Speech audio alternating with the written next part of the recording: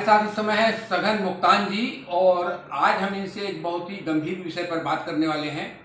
दरअसल पिछले कुछ दिनों से मीडिया में ये खबरें आ रही हैं कि बंगाल का बंटवारा होगा।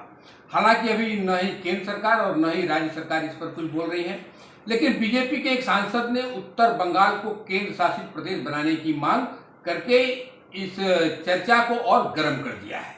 हालांकि भाजपा नेतृत्व ने उनकी मांग से खुद को अलग कर लिया है और कहा कि जान बरला की यह निजी मांग है। लेकिन हम सघन मुक्तान जी से आज बात करेंगे कि आखिर केंद्र शासित प्रदेश की मांग को हवा क्यों दी जा रही है। सघन मुक्तान जी, न्यूज़ फॉर एशिया में आपका स्वागत है। धन्यवाद। ये केंद्र शासित प्रदेश की मांग को हवा क्यों दी जा रही है? अब हवा तो क्यों दी जा रही है ये तो सरकार का तंत्र मशीनरी ही जानता है।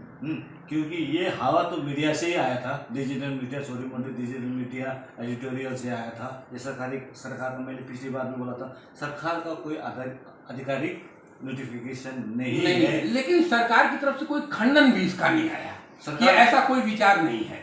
हाँ, ये जो पेपर में आया था, ये एक एडिटोरियल में आया था, उसके बाद इस मीडिया ने, डिजिटल मीडिया जो लोकल मीडिया है, इसमें बहुत उछाला गया, इस न्यूज़ को बहुत सारा उछाला गया। तो नेशनल टीवी में तो आया नहीं, नेशनल पेपर प्रिंट मीडिया में आ चुका है। नेशनल मीडिया को तो दिखाया जाता है कि वो नॉर्थ ईस्ट को और तो नॉर्थ बंगाल को कभी खबरों में लेते ही नहीं है। नहीं, इसके बारे में आऊँगा मैं।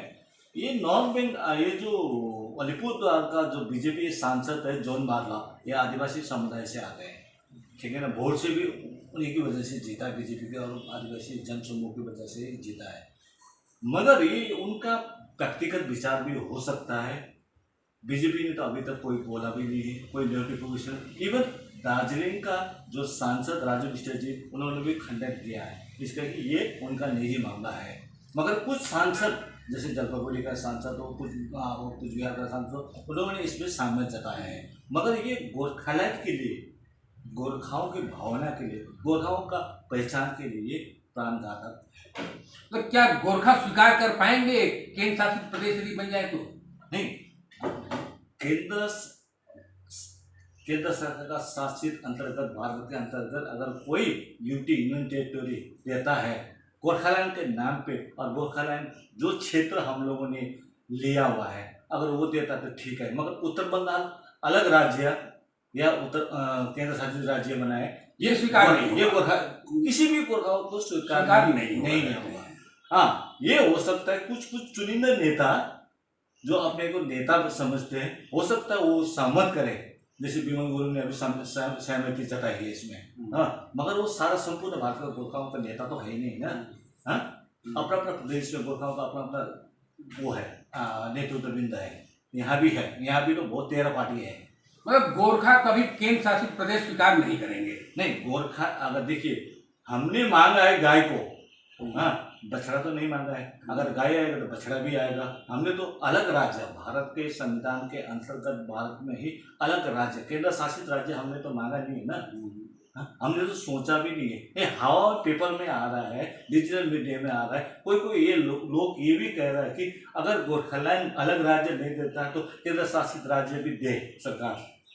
हाँ, मगर हमारी मांग ये है, हम केंद्र शासित राज्य में नहीं जाएंगे। हमें गोरखालैंड अपनी परिचय, अपनी जमात का, अपने क्षेत्रफल का प्रतिनिधि करने वाला, भारत में हमारी परिचय देने वाला अलग राज्य गोरखालैंड ही अलग राज्य, चाहे नाम में कोई फर्क नहीं करता।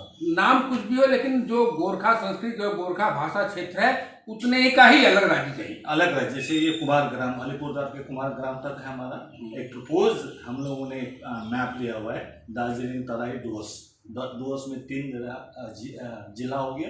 जलपाईगुड़ी का एक छोटा भाग, कुचबिहार का और अलीपुरद्वार का जो कुमारग्राम तक है हमारा, वहाँ का प्रपोज गोरखालैंड, वही हम लोगों ने मांगा है भारत सरकार को। हमने तो अलग देश तो नहीं मांगा है। आज कल देखिए, अलगाववादियों से जब जो पाकिस्तान का नारा लगा रहा है, उसके साथ बहसबाजी कर रहा है, उसके साथ वो बातें कर रहा है। जो देश के लिए लड़े हैं, जो देश के लिए अभी भी लड़ रहा है, देश के लिए जान दिया है, 110 साल पुराना मांग को लेकर अभी तक कोई भी एक वो नहीं बुलाया गया है।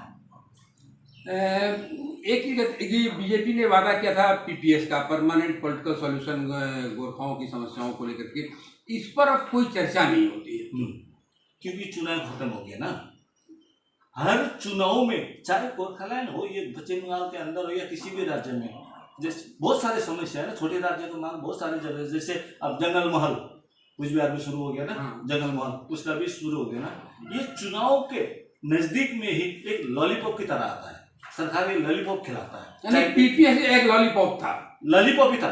आप बताओ ना, पीपीएस का आकार क्या है, उसका मतलब ढांचा क्या है, उसका डिजाइन क्या है, सरकार का कोई उसमें, सरकार बीजेपी के मैनिफेस्टो में पीपीएस है, वो जबरदस्ती ढलवाया गया है। यहाँ की आस्था था इसलिए ढलवाया गया, मगर बीजेपी की केंद्र समिति की इच्छा शक्ति से नहीं गया ना। मेरे को लगता है यह जबरदस्ती ढलवाया गया और ढला है, अच्छा अच्छी बात है। मगर पीपीएस परमानेंट पॉलिटिकल सोल्यूशन के सेपरेट गोरखालैंड ही है।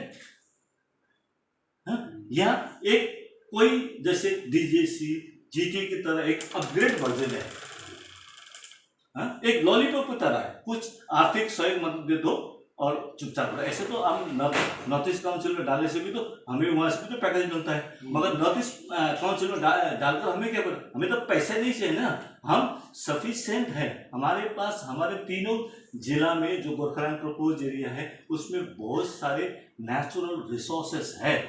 गोरखालैंड खुद खड़ा हो सकता है, खुद खड़ा होकर चल भी सकता है और भारत को आगे बढ़ा सकता है। तो पीपीएस क्या है, पीपीएस के बारे में सरकार तो कुछ बोले, डिजाइन क्या है, या तो आप नॉर्थ ईस्ट काउंसिल में डाल रहे हो, या ये जो अभी अफवाहें चल रही है नॉर्थ बंगाल उसी में आप डाल रहे हो। क्या ऐसा तो नहीं कि केंद्र शासित प्रदेश की मांग को हवा दी जा रही है गोरखालैंड आंदोलन को कमजोर करने के लिए, क्योंकि कोई भी राजनीतिक दल जो है वह गोरखालैंड के बारे में खुलकर नहीं बोलता है, क्योंकि चुनाव को मुद्दा खत्म हो गया। पिछली बार जब इसका था लोकसभा चुनाव था, उसमें गोरखालैंड बोला, अब पीपीएस का भी डाल दिया। अब ये जो विधानसभा का चुनाव है उसमें पीपीएस का मसला कहीं के जगह निकला, मगर गोरखालैंड उसमें वो विलुप्त होकर रह गया, क्योंकि गोरखालैंड पंक्ति जो बंदे हैं, जो पार्टी हैं, वो अलग अलग, कोई केंद्र सरकार के साथ मिला हुआ है, कोई राज्य सरकार के साथ मिला हुआ है, मगर जो गोरखालैंड पंक्ति है, जो संग्रामी है, मगर अभी भी अलग राज्य गोरखालैंड के लिए खड़ा हुआ है और ये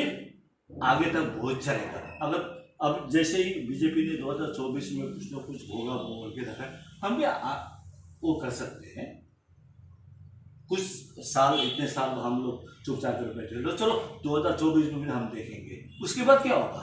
तो ये थे हमारे साथ सगन मुक्तान जी, जिन्होंने साफ कहा है, कहते हैं कि केंद्र शासित प्रदेश मंजूर नहीं है गोरखाओं को सिर्फ उनकी भाषा और संस्कृति के आधार पर जो इलाका है उसके आधार पर ही अलग क्षेत्र चाहिए या अलग राज्य चाहिए। सगन मुक्तान जी, न्यूज़ फॉर एशिया से बात करने के लिए बहुत बहुत धन्यवाद। धन्यवाद आपको भी।